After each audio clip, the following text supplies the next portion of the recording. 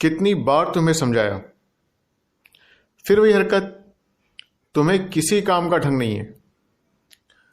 تم نے میری زندگی برباد کر دی ہے۔ آئندہ ایسی حرکت کی تو تمہاری خیر نہیں۔ ایک نمبر کی جاہل ہو۔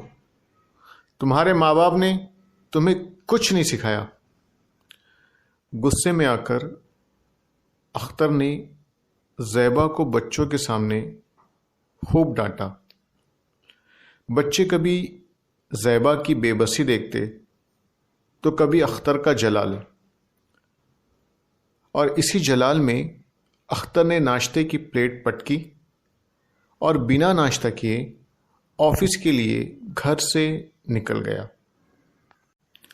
کیا آپ کے گھر میں بھی ایسا ہوتا ہے؟ کیا آپ بھی اپنی بیگم کو ایسے القاب سے اپنے بچوں کے سامنے ڈانٹتے ہیں اور اس کے بعد یہ امید کرتے ہیں کہ آپ کی شریک حیات آپ کے بچوں کی بہترین تربیت کر پائے گی جیسا آپ چاہتے ہیں؟ اگر آپ ایسا سوچتے ہیں تو آپ بہت ہی بڑی غلط فہمی کا شکار ہیں۔ آپ کی بیگم لاکھ کوشش کر لے، بچے آپ کی بیگم کی کسی بات کو نہیں مانیں گے۔ السلام علیکم دوستو، hope you are enjoying this podcast on anchor.fm۔ دوستو، it's very easy to make your own podcast on anchor. It's totally free and very easy to make your own podcast. At the same time, Anchor will distribute your podcast on various platforms such as Spotify, Apple Podcast, and many more. So if you want to continue listen my podcast, download the free Anchor app or go to anchor.fm, anchor.fm to get started. چلیے topic پر دوبارہ لوٹتے ہیں۔ ہماری زبان سے ادا کیا گیا ایک جملہ اپنے اندر کئی جملے اور کئی نتیجے رکھتا ہے۔ مثلا اگر میں یہ کہتا ہوں کہ خالد صاحب میرے والد ہیں، یہ کہنے کے لیے ایک جملہ ہے، لیکن اس جملے کے کئی نتیجے ہیں جسے میں نے نہیں کہا، پر وہ بھی حقیقت رکھتے ہیں۔ جیسے